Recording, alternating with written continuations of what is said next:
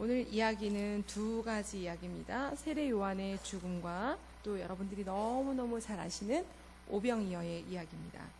근데 이제 오늘 말씀은 여러분들이 좀 생각하는 그 포커스에서 약간 이제 벗어나서 이야기를 오늘 풀어가려고 합니다. 여러분들이 알고 있는 내용에서 그런 내용도 있구나라는 것을 아마 오늘 말씀을 통해서 배우게 되실 겁니다. 오늘 세례 요한의 이야기는 처음에 이제 하기 전에 그 예수님으로부터 이제 우리가 이제 한 주를 쉬어서 여러분들이 잊어버리셨을지 모르지만 6장 우리가 1절부터 13절까지 말씀을 찾아봤을 때 그때 그 12제자를 부르시면서 둘씩 보내는 그 내용을 우리가 지지난 주에 우리가 말씀을 통해서 배웠습니다. 그래서 이렇게 두 사람씩 짝을 지어서 전도하러 보내야 되고 또 그리고 이제 그들에게 보냈을 때 그들이 뭔가를 잘 할 수 있어서 보낸 것이 아니라 오로지 예수님의 사역을 그들을 통해서 이어가는 것이다 라는 말씀을 제가 그 시간에 말씀을 드렸던 것 같습니다. 그래서 12절에 보면은 제자들이 나가서 회개하라 전파하고 13절에 많은 귀신을 쫓아내며 많은 병자에게 기름을 발라 고치더라.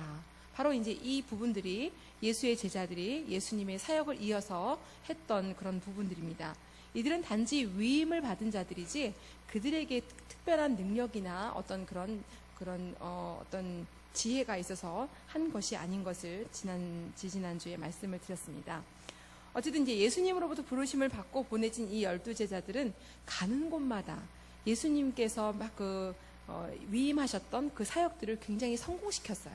가는 곳마다 귀신을 쫓아내고 가는 곳마다 환자들을 고치고 가는 곳마다 하나님의 말씀을 증거하고 이런 일들을 하는데 많은 사람들에게 인기가 있었어요. 인기 폭발이었던 것입니다. 예수님만 하실 줄 알았는데 예수님의 제자들도 예수님과 똑같이 어떤 그런 모습들을 보여주는 모습들을 보고 지금 이제 소문이 너무 많이 난 거예요. 곳곳마다 많은 소문들이 납니다. 그런데 그 중에서 오늘 이 헤롯 왕. 이 헤롯 왕이 제자들의 사역 때문에 그 소문을 들은 것인지 아니면 예수님께서 펼치신 사역 때문인지는 모르지만 어쨌든 소문을 들었어요. 근데 그 소문을 잘 듣자 보니까 무슨 소문이 났냐면 세례 요한이 다시 살아났다. 죽은 세례 요한이 다시 살아났다. 이런 얘기가 들린 거예요. 도대체 이게 무슨 말인가? 이제 우리가 맨 앞에는 갑자기 예수의 이름이 드러난지라 헤롯 왕이 듣고 이르되 이는 세례 요한이 죽은 자 가운데 살아났도다. 이렇게 얘기하면서 세례 요한이 죽었다고 하는, 여기서는 우리가 여태까지 살펴본 바로는 세례 요한이 죽었다는 이야기를 못 들었는데 갑자기 왜 죽었던 세례 요한이 살아났느냐 이런 이야기를 이제 왜 이렇게 서두에서 하는가 이제 우리가 보면서 이런 이야기를 서두에 함으로 인해서 그 뒷부분에는 왜 세례 요한이 죽게 되었는가에 대해서 이제 뒷부분에서 이야기를 이어가고 있습니다. 근데 거기에서 이제 보면은 우리가 대강 내용을 알다시피 세례 요한은 그 헤롯 왕, 이 헤롯 왕은 분봉왕이에요. 분봉왕이라는 건 뭐냐면 사실은 황제가 있습니다. 로마의 황제가 있고 그 황제 밑에 왕이 있는데 그 또 왕 밑에 또 왕이 있는 거예요. 그런데 사실은 이 분봉왕은 왕이라고 치기는 좀 뭐하고요. 사실은 그 갈릴리라는 조그마한 땅에서 그 땅을 다스리는 그런 하나의 어떤 그런 도지사 역할, 지금의 어떤 이장, 군수, 그런 정도의 역할을 하는 사람이에요. 그런데 여기서는 이제 분봉왕이라고 칭함을 했죠. 그런데 이제 이 사람이 지금 누구랑 결혼을 했냐면 이미 결혼을 한 번 한 바 있는 동생 빌립의 그 아내인 누구랑 결혼을 했습니까? 여인이랑 결혼을 한 거죠. 이 여인이랑 결혼을 헤로디아에게 장가를 들었죠. 근데 이 헤로디아에게 장가를 들었는데 이 부분을 놓고 계속 세례 요한이 그건 잘못된 것이다. 그리고 율법적으로 잘못된 것이라는 것을 계속 이야기를 했다는 거죠. 그래서 이제 그것을 듣기 싫어했어요. 누가? 헤로디아가요. 근데 이 헤로디아는 사실은 어떤 그런 정치적인 야욕을 가지고 이 헤롯 왕과 결혼을 했기 때문에 그런 이야기를 듣기를 굉장히 싫어했어요. 그런데 이제 한편 이 헤롯 왕은 누구를 좋아했냐면 세례 요한을 좋아했어요. 굉장히 좋아했습니다. 그런데 비해서 이 헤로디아는 그를 별로 좋아하지 않았어요. 그래서 어떻게 하면 이 세례 요한을 죽일까 하는 그런 이제 배경 가운데서 오늘 말씀을 나누기로 원합니다. 15절을 보시면 14절을 먼저 보시면 세례 요한이 죽은 자 가운데서 이런 말이 나오죠.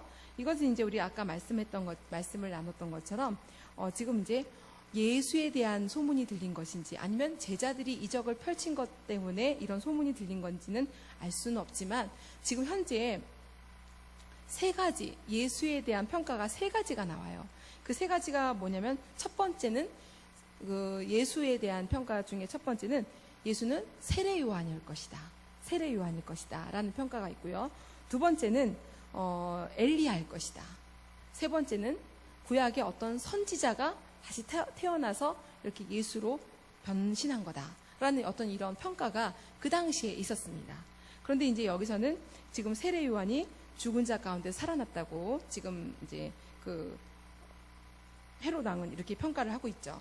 그런데 이제 그 예수에 대한 세상들의 평가 중에서 이 세례 요한의 평가를 좀 살펴본다면 사실은 그 세례 요한은 생전에 이적을 행했다는 이야기를 여러분 보신 적 있습니까? 말씀을 통해서 어떤 말씀을 통해서도 이 세례 요한이 이적 예수님께서 펼쳐주셨던 그 이적을 드러냈다는 그런 말씀을 한 군데서도 보시지 못하셨죠. 진짜로 그랬습니다. 이 세례 요한은 이적을 펼치지 않았어요. 그렇기 때문에 어떻게 보면은 이 헤롯 왕은 굉장히 어떤 어처구니 없는 그런 믿음을 지금 가지고 있다고 볼 수 있습니다. 근데 왜 그런 이야기를 했을까요? 그것은 우리가 16절을 보면 알 수 있는데 내가 목벤 요한 그가 살아났다. 이거는 어떤 이야기냐면 헤롯은 이렇게 첫 번째 평가를 확신했습니다. 첫 번째 평가라는 것은 죽은 세례 요한이 다시 살아나서 예수와 같이 그 기적을 나타내고 있다라는 그런 평가인데요. 왜 그러냐면 지금 그 세례 요한에 대한 그런 어떤 불안감, 다시 태어난다면 엄청난 그 불안감에 시달리고 있다는 그런 의미를 나타내고 있습니다. 왜냐하면 그는 이제 지금 이 세례 요한을 아까 제가 말씀드린 것처럼 굉장히 사랑했어요. 그가 정말 바른 말을 하고 의로운 말을 했는데 거기에 대해서 반항심이 있거나 그를 미워하거나 싫어한 것이 아니라 한편으로는 굉장히 양심적이었던 사람이었던 거예요. 이 헤롯 왕은 한쪽으로는 굉장히 양심적인 그런 사람이었습니다. 그래서 양심의 가책을 느꼈고 또 한편으로는 세례 요한을 얘기를 들을 때마다 두려운 마음이 있었던 거예요. 그리고 또한 죄책감도 있었고 또 보상에 대한 그런 두려움으로 가득했기 때문에 내가 목벤 요한 그가 살아났다라는 이런 이 헤롯 왕의 이야기를 통해서 굉장히 불안에 떨고 있고 양심의 가책을 느끼고 있구나라는 것을 우리가 알 수 있습니다. 또 19절을 보시면 헤로디아가 요한을 원수로 여겨서 죽이고자 하였으되 이런 본문이 나오는데요. 이것은 아까 저희가 말씀드린 것처럼 헤로디아는 본 남편을 버리고 자신의 야욕을 위해서 세례 요한을 죽이고자 했다는 그런 말씀입니다. 또 20절을 보시면 요한을 의롭고 거룩한 사람으로 알고 두려워하여 이런 보도는 그 역사가 요세푸스라는 그 있거든요. 역사가 요세푸스라는 사람이 있는데 그 사람의 이야기에서도 굉장히 일치되게 증언되고 있습니다. 아까 제가 말씀드렸던 것처럼 그 요세푸스라는 그 역사가는 이렇게 얘기해요. 헤롯은 양심의 가책이 있었다. 특히 세례 요한에 대한 헤롯의 평가는 굉장히 그 의로운 사람이었다. 거룩한 사람이었다. 이렇게 요세푸스라는 역사가가 쓴 그 책에는 이렇게 나왔다는 것이에요. 그러니까 본인은 지금 죄책감에 시달려 있지만 한편으로는 세례 요한에 대해서는 굉장히 좋은 평가를 내리고 있었다는 것이 바로 역사가 요세푸스가 내린 결론이었습니다. 굉장히 의롭고 거룩한 사람이었다. 그래서 함부로 할 수 없었던 거죠. 그래서 그의 말을 들을 때마다 이 헤롯은 굉장히 크게 번민했어요. 자신의 양심과 헤로디아의 그런 그 자신의 이제 그 왕비라고 해야 되나요? 부인인 헤로디아 사이에서 애정의 갈등 구조를 가지고 있었던 사람이 바로 이 그 헤롯 왕이었던 것입니다. 뿐만 아니라 요한의 말을 굉장히 달갑게 들었다라는 것이 오늘 본문에 나왔는데 그것은 이제 그를 자신의 부인이 생각하고 있는 것처럼 그를 죽이거나 그를 해치인다거나 그를 이제 어떻게 하면 그를 정말 악하게 해서 죽일까라는 이런 생각을 전혀 하지 않았다는 것입니다. 그래서 오늘 본문의 말씀처럼 헤롯은 그를 안전하게 보호했을 뿐만 아니라 종종 그를 향한 두려움이 있었고 또 기쁨의 또 마음도 있었고, 또 이렇게 해서 두려운 마음, 기쁜 마음, 이런 마음들이 굉장히 혼란스럽게 그의 마음을 힘들게 했다는 것입니다. 그래서 바로 이것이 오늘 헤롯 왕의 마음의 그 내적 혼란이라는 것을 우리가 볼 수 있는데요. 23절을 보면 뚝 떨어져서 이제 보시면 내 나라의 절반까지도라는 말이 있는데, 이건 무슨 말이냐면 헤롯이 이렇게 얘기를 했어요. 너가 들어주고 싶은 소원이 있는데 너 그 딸이죠. 딸에게 이렇게 이야기를 합니다. 너의 소원을 이야기해봐. 내가 내 나라의 절반까지도 너에게 주겠다라는 이런 약속을 하는데, 사실은요, 이 헤롯 왕에게는 이런 권리가 없어요. 아까도 말씀드렸던 것처럼 로마 황제도 아니고 굉장히 작은 땅을 다스리고 있었던 어떤 통치자였기 때문에 그 사람의 권한에서 이 땅의 절반을 준대거나 이런 것을 할 수가 없었던 그런 당시의 배경을 갖고 있습니다. 그렇기 때문에 이 헤롯 왕은 굉장히 지금 허풍을 떨고 있는 거예요. 굉장히 허세를 떨고 있는 그런 모습을 보고 있는 것이죠. 로마의 후원도 없는 그런 아주 작은 땅을 다스리고 있는 통치자인데 그가 지금 나라의 절반을 뚝 띄어서 내가 너에게 주겠다 하라는 것은 굉장히 허세를 떨고 있는 그런 모습입니다. 그래서 이제 26절을 보시면 심히 근심하나, 그리고 이제 중간 생략하고요. 거절할 수 없는지라. 이건 어떤 것입니까? 아까 그 헤로디아의 딸이 뭐라고 얘기했어요? 무엇을 소원하고 있느냐 그랬을 때 그 소원하는 것이 바로 무엇이라고 했냐면 세례 요한의 목을 가져다가 소반에다가 주었으면 좋겠다. 근데 그 이야기를 듣고 너무너무 근심하고 있죠. 바로 그 두 가지 마음이 지금 헤롯 왕 마음에 굉장히 지금 왔다 갔다 하는 거예요. 한편으로는 그를 너무 사랑했는데 보호하고 싶은데 그를 내줘야 되는가, 아니면 한편으로는 정말 그 사랑하는 부인의 이야기를, 그 소원을 들어주어야 하는가. 지금 여러 가지로 지금 굉장히 마음이 원치 않지만 어떤 결정을 따라야 하는가, 이런 상황에 있다는 것이죠.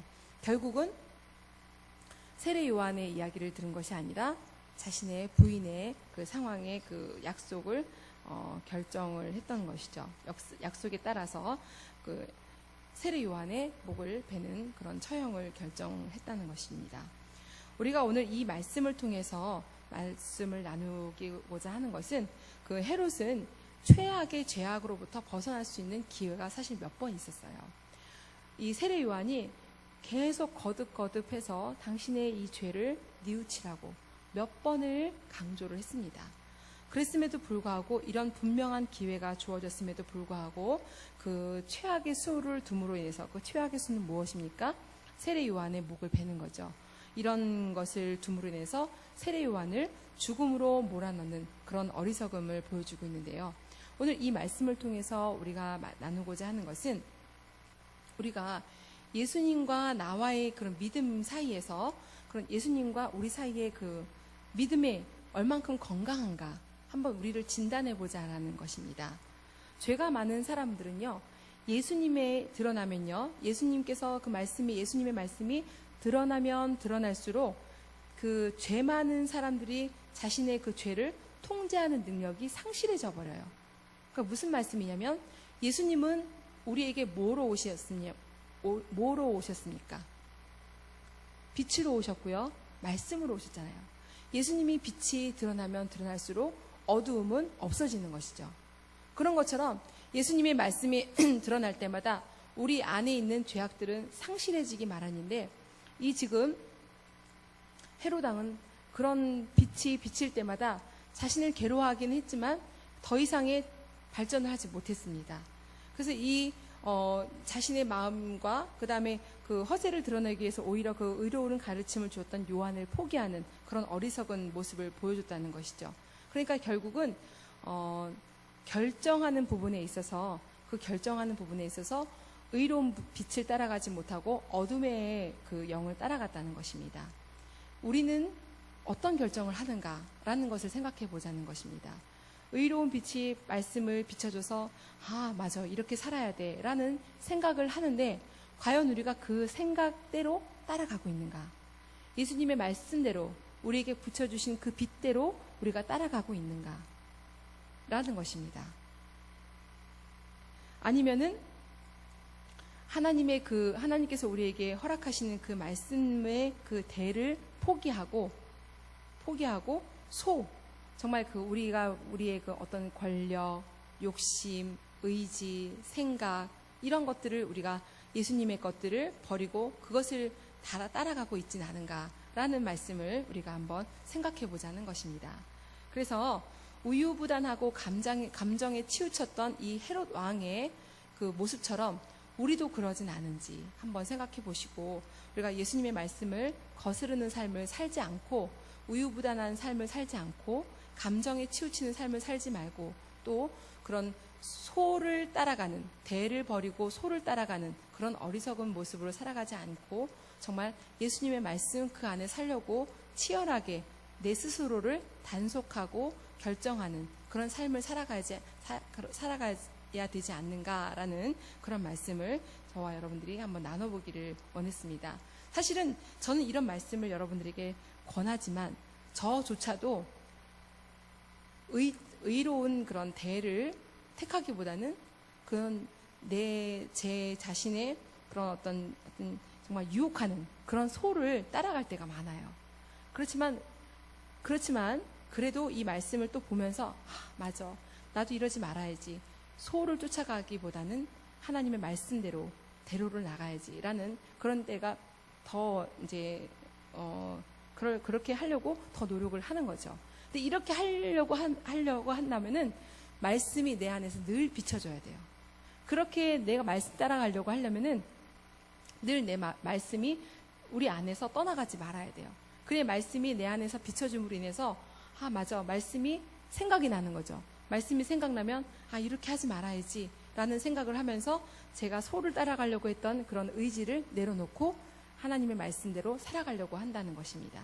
그 안에는 반드시 하나님의 말씀이 내 안에서 조명되어야 되고 비춰져야 된다는 것을 여러분들이 기억하시기 바랍니다. 그래서 새벽마다 나와서 말씀을 듣고, 또 수요예배 나와서 말씀을 듣고, 또 우리가 금요 철야예배에 나와서 또 말씀을 듣고, 또 여러 가지 방법, 다양한 그 대중매체를 통해서도 말씀을 듣고 내 스스로를 자꾸 이렇게 빛 가운데로 나아가려고 노력하는 것입니다. 말씀을 듣는데 자꾸 잊어버려요. 일상삼으로 나가다 보면 내 안에 욕심이 자꾸 글로 가면 안 돼, 그냥 너가 하고 싶은 대로 해, 자꾸 이렇게 자유의지를 내가 하고 싶은 대로 이렇게 소를 따라가게끔 한다는 것입니다. 그러지 말고 우리가 말씀을 따라 나가려고 한다면 우리가 그 말씀을 항상 내 안에서 비출 수 있도록, 그 말씀이 내 안에서 떠나가지 않도록 항상 하루에 한 번 이상은 말씀을 보시고 그 말씀대로 따라가시는 저와 여러분 되시기를 부탁드립니다. 두 번째는 오병이어 이야기입니다. 여러분들은 오병이어 하면 뭐가 생각나십니까? 기적, 그죠? 기적, 그래서 맨날 우리가 기도할 때마다 오병이어의 기적이 나타나게 해주시옵소서, 이런 여러분들이 그런 기도를 많이 하시잖아요. 그런데 오늘은 오병이어에서 기적 이야기를 조금 빼고 다른 이야기를 해보려고 합니다. 이 이야기는 또 역시 파송되었던 제자들이 돌아왔어요. 아까는 그 세례 요한의 이야기를 할 때는 그 파송된 상태에서 세례 요한의 이야기를 했던 거고요. 지금의 오병이어의 이야기를 하는 것은 파송되었던 제자들이 돌아왔어요. 돌아와서 지금 막 신나게 막 예수님께 고하고 있는 거예요. 예수님, 제가요 나가가지고 사람들에게 이렇게 막 아픈 사람들에게 이렇게 기도를 해서 안수를 했더니 그들이 막 나았어요. 그리고 귀신을 나가라고 했더니 막 나갔어요. 그러면서 이런 모든 것들을 다 예수님 앞에 다 지금 고하고 있는 그런 상황이에요. 그리고 보니까 예수님도 지금 좀 피곤하시고 이 제자들도 열심히 사역하고 돌아왔으니 얼마나 피곤하겠어요. 그래서 조금 쉬어라 하고 한적한 곳에 가서 우리 좀 쉬어라 그랬는데 사람들이 저기서부터 지금 예수님의 제자들과 예수님을 본 것입니다.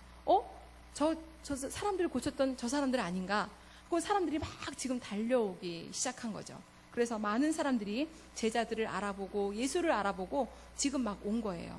예수님의 생각과는 지금 전혀 상관없이 예수님의 계획으로는 이 제자들을 좀 쉬게 하고 싶었고 본인도 조금 쉬고 싶었는데 그런 쉬고 싶은 그런 상황을 전혀 지금 많은 사람들이 눈치채지 못하고 지금 달려와서 또 뭔가를 얻어내려고 하는 그런 무리들 가운데 있었다는 것입니다.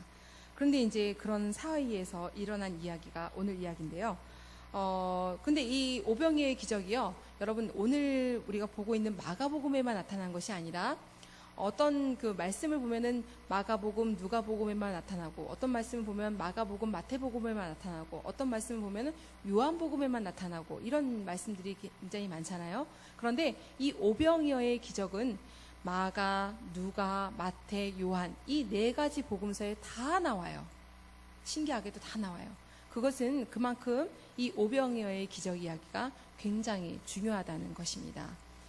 그래서 우리가 이 오늘 중요한 이야기를 다루면서 또 오늘 이 메시지가 주는 것은 무엇인가 한번 말씀을 나눠보기를 원합니다.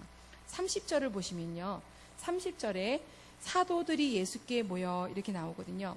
사복음서에 모두에 나오는 이 이야기 중에 유독 마가복음에만 등장하는 단어 하나가 있어요. 무엇입니까?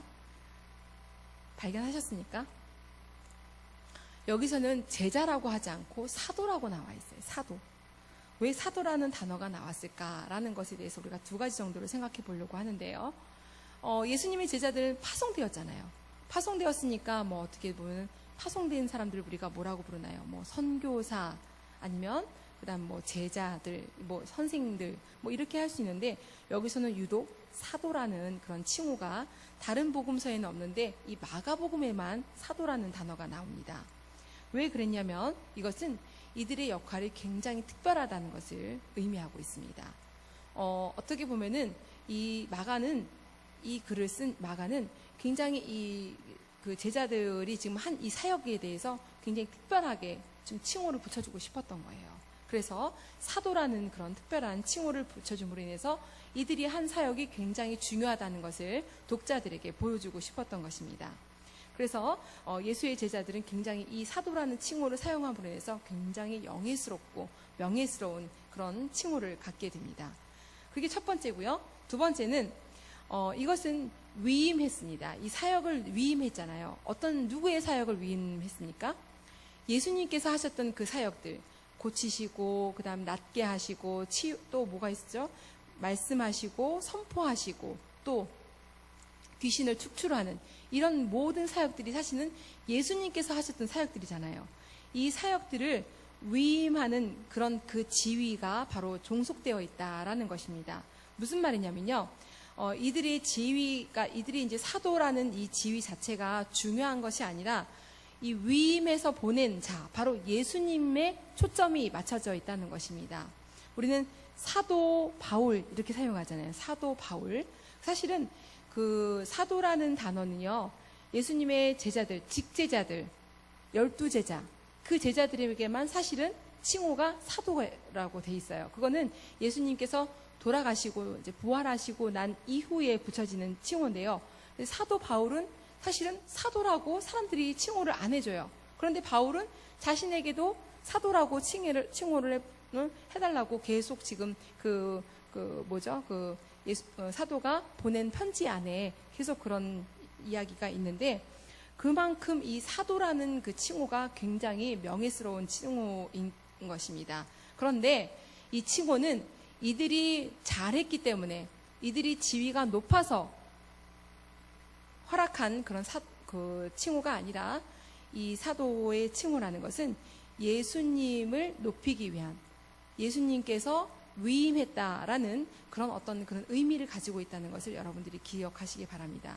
절대로 이들이 어떤 그런 능력이 있어서가 아니라 예수님께서 예수님의 사역을 그들에게 위임해서 그들을 보낸 자의 그 지위가 굉장히 중요하다라는 그런 두 가지 뜻이 있습니다. 하나는 그들을 영예스럽게 했던 그 칭호고요. 두 번째는 그들을 보낸 자, 바로 예수의 지위가 굉장히 중요하다라는 것을 나타내기 위해서 바로 그 사도라는 칭호를 마가는 특별하게 사용했다는 것입니다. 그리고 또 예수는 이 사도라고 칭함받은 제자들에게서 떠나기를 결정하셨어요. 그래서 왜 자꾸 이렇게 이 제자들에게 너희들 빨리 가서 이렇게 아무것도 메지 말고 아무것도 갖지 말고 가서 이렇게 사람들에게 복음을 증거하고 또 귀신을 나가게 하고 또 이런 사역들을 해라 라고 하시는 이유는 뭐냐면, 계속 훈련시키시는 이유는 이제 예수님께서는 얼마 있지 않으면 이 공생애를 이제 마무리하시고 십자가에 달려서 돌아가실 날이 얼마 남지 않았기 때문에 그렇습니다. 그래서 이제 예수님께서는 이 사도라는 칭호들을 이들에게 허락하심으로 인해서 이 제자들에게 자신의 그 사역들을 위임하시는 그런 굉장히 중요한 그런 순간이 바로 이때입니다. 그래서 이제 마가는 이런 여러 가지 이유를 통해서 사도라고 이들에게 칭함을 한 것입니다. 이어서 34절을 보시면 목자 없는 양 같음으로라는 이야기인데요. 이 마가복음은 예수님의 그 인간적인 연민의 정을 굉장히 강조했어요. 그래서 그 예수님께서 그 사용하신 그런 어떤 예수님께서 그 인간적인 모습, 그런 감정을 표현하신 부분들을 굉장히 그 복음서 안에 여러 번 표출을 했는데요. 뭐 피곤하셨다, 예수님께서 피곤하셨다라든가 또 시장하셨다, 배고프셨다는 거죠. 그리고 동정심을 보이셨다, 또 분노하셨다, 이상히 여기셨다, 연민의 감정을 보이셨다. 뭐 이런 식으로 감정, 예수님께서도 이런 감정을 가지고 있었다는 것을 그 마가는 이런 것을 마가복음을 통해서 보이고 있습니다. 특별히 여기서는 목자 없는 양 같음으로 그래서 이렇게 나오는데 이 부분은요, 민수기 27장 17절에 나오고 있어요. 근데 여기서는 어떤 부분이냐면 모세가 하나님 앞에 이렇게 이야기를 해요. 우리 지금 여기 이스라엘 백성들을 목자 없는 양같이 내버려 두시지 마시고 라는 이런 표현이 나오거든요. 바로 이게 민수기 27장 17절에 나오는 말씀인데 이들을 목자 없는 양같이 내버려 두시지 마시고 이들을 불쌍히 여겨달라라는 모세의 간곡한 그런 부탁, 그런 청원이 그 말씀에 나와 있어요. 예수님께서는 바로 이 부분의 말씀을 여기다가 이제 쓰셨는데 예수님께서는 가는 곳마다 자신에게 나오는 많은 군중들을 그냥 뿌리칠 수 없었습니다. 역시나 지금 이 상황이 어떤 상황이라고 얘기했죠? 지금 제자들이 너무나도 피곤해 있어요. 사역을 하고 나서 너무나도 피곤해서 한적한 곳에 가서 너희들도 좀 쉬거라 라고 해서 예수님은 좀 어떻게든 제자들을 쉬게 하려고 했고 본인도 좀 쉬려고 하는 그런 상황이거든요. 그런데 그 찰나에 많은 군중들이 또 나오는 거예요. 자기들도 좀 고쳐달라고, 자기들에게도 좀 가르침을 달라고, 자기들에게도 이 귀신을 떠나가게 해달라고 계속 지금 이렇게 나아오고 있는 군중들을 보니까 목자 없는 양같이 불쌍하게 여긴 것입니다. 그러니까 어떻게 해요? 난 지금 피곤하니까 너희들 잠깐만 쉬고 있어. 나 잠깐 나가서 쉬고 좀 올게. 라고 이렇게 말씀하지 않으셨다는 겁니다. 예수님께서는 그런 상황에서도 굉장히 이들을 불쌍히 여기시고 이들에게 다가가셨다는 것이죠. 그들을 뿌리칠 수 없었다는 것입니다. 저는 이 말씀을 보면서 굉장히 창피했어요. 저는 내가 피곤하다고 해서 때로는 저 잠깐만 쉬었다가 있다가 제가 나올게요. 뭐 좀 쉬었다가 제가 뭘 좀 해드릴게요. 뭐 이런 부분이 굉장히 많았던 것 같은데 누가 이렇게 요구를 하면 좀 힘드니까 제가 지금은 못하니까 잠깐만 쉬었다가 나올게요. 뭐 이런 경우가 많았었는데 이 예수님께서는 본인도 쉬시려고 했고 제자들도 쉬게 하려고 했는데 그들이 너무 불쌍한 거예요. 자신에게 달려나오는 그들을 그냥 뿌리칠 수가 없었던 그 예수의 모습이 여기 그대로 드러나고 있습니다. 예수님께서는 예상했던 이 상황이 아니었던 거예요. 계획했던 상황이 아니었던 거예요. 갑자기 드러난 상황인 거죠. 근데 정말 하나님의 종들도 이런 목자 없는 양같이라는 어떤 그런 연민의 정을 가지고 하나님의 사람들을 다독거려주고 보호해주고 또 그들에게 이렇게 세워주고 또 치유해주고 이래야 되는 그런 부분이 이제 당연히 있어야 되는데 정말 이렇게 뿌리치지 못하는 그런 예수님을 보면서 저도 정말 그렇게 해야겠다라는 그런 생각을 합니다. 그렇지만 너무 아플 때는 저도 이렇게는 못할 것 같습니다. 어쨌든 예수님은 굉장히 훌륭하신 분은 맞습니다. 저는 예수님이 아니기 때문에 이렇게까지 못하겠지만 그럼에도 불구하고 예수님을 닮아가는 그런 종이 되어야겠다는 그런 생각을 해보았습니다. 37절을 보시면 너희가 먹을 것을 주라 이런 말씀이 나와요. 지금 제자들은 쉬고 싶어요. 정말 쉬고 싶은데 예수님께서 이제 이렇게 얘기해요. 제자들이 지금 저들에게 뭔가를 좀 먹여야 될 것 같습니다. 뭘 좀 먹여야 되지 않겠습니까? 이렇게 얘기를 하니까 예수님께서 너희들이 가서 좀 먹여라 이렇게 얘기를 하는 거예요. 그러니까 이들이 지금 200데나리온의 떡을 지금 이 모든 사람에게 먹이려고 하면 200데나리온이나 되는 이 돈을 가지고 떡을 사다 먹여야 되는데 우리 보고 지금 그걸 하라고 하는 말씀입니까? 라고 이런 되묻는 그런 상황입니다.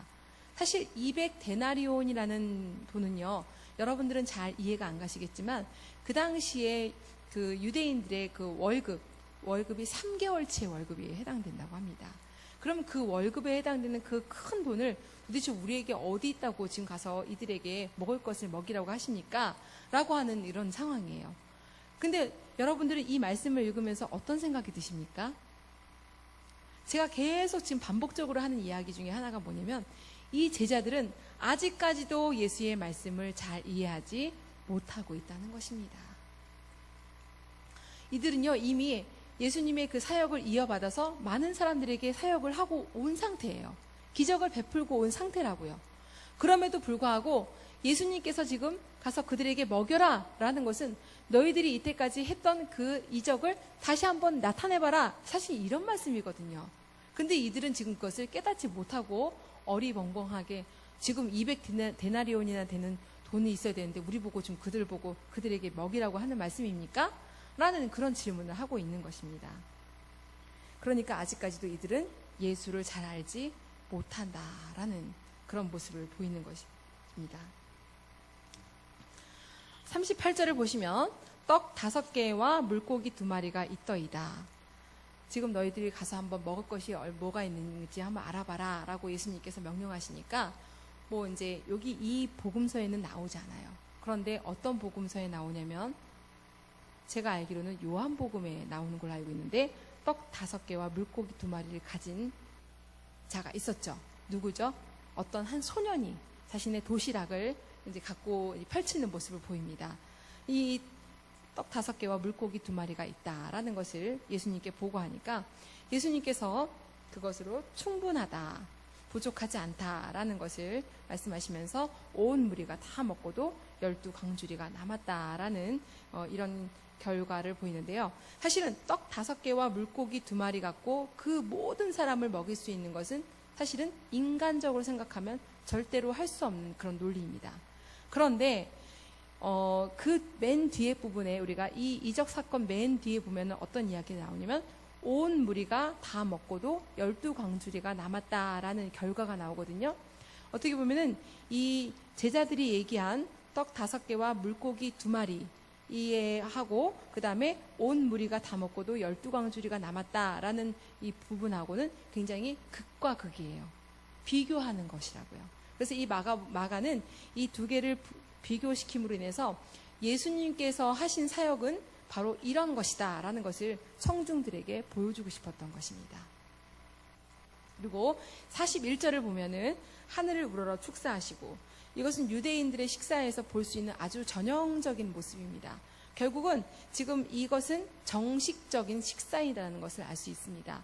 떡 5개와 물고기 2마리가 사람들은 이렇게 우리가 읽는 독자들 보면은 이게 식사가 되겠어 라고 생각할 수 있지만 사실은 예수님께서 이렇게 들어 올려서 축사를 하시고 기도를 하셨다는 것은 결국은 유대인들의 전형적인 식사 예절인데요.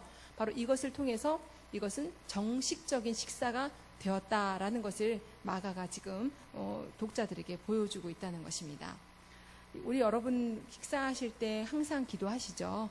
근데 여러분들 함께 우리 성도들이 모여있는 자리에서는 기도를 하시는데 혹시 일상의 삶 가운데에서 회사나 이런 또 모임에서 믿지 않는 자들과 함께 있을 때도 정말 자연스럽게 기도하시는지요?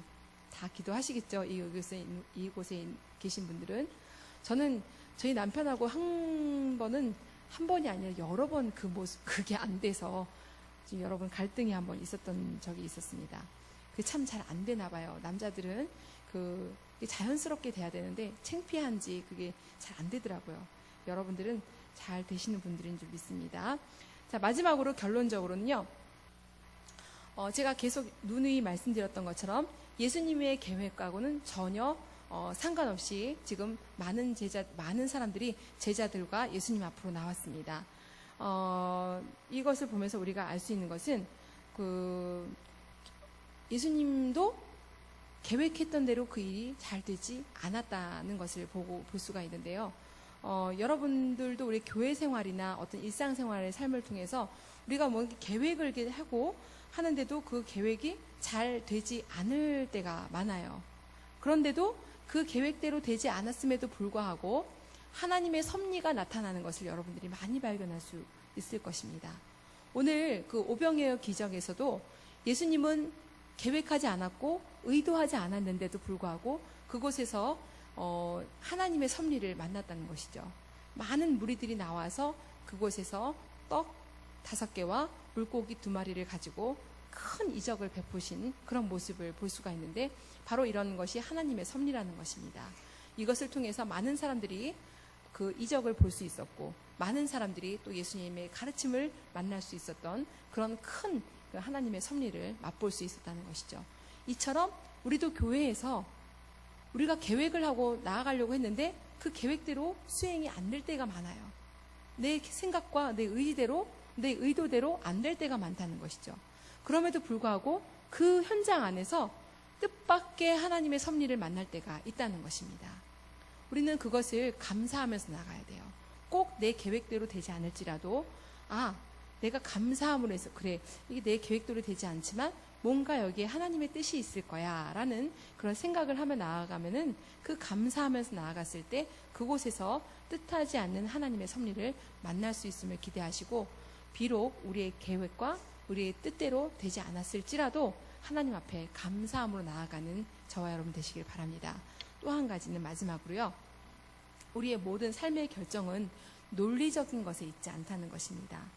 이것은 예수님께서 정말 그들을 목자 없는 양같이 바라보시는 그 사랑의 눈길, 사랑의 그 마음, 측은히 여기시는 그 마음 때문에 큰 이적을 베푸셨고 이 이적 사건은 마가복음을 비롯한 모든 그 복음서에 다 나타났을 정도로 굉장히 중요한 사건이라는 걸 말씀드렸는데 이처럼 사랑의 행동으로 나아갔을 때 하나님의 기적이 발생한다는 것입니다.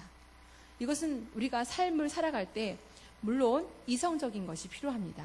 이성적인 것이 필요하지만 그 이성은 반드시 예수님의 사랑이라는 전제 조건 안에서 펼쳐졌을 때 큰 이적이 나타난다는 것입니다. 여러분 이적 좋아하잖아요. 기적이 내 안에서 발생되기를 원하잖아요. 오병이어의 사건의 그 기적이 내 안에서 발생되기를 원하시잖아요.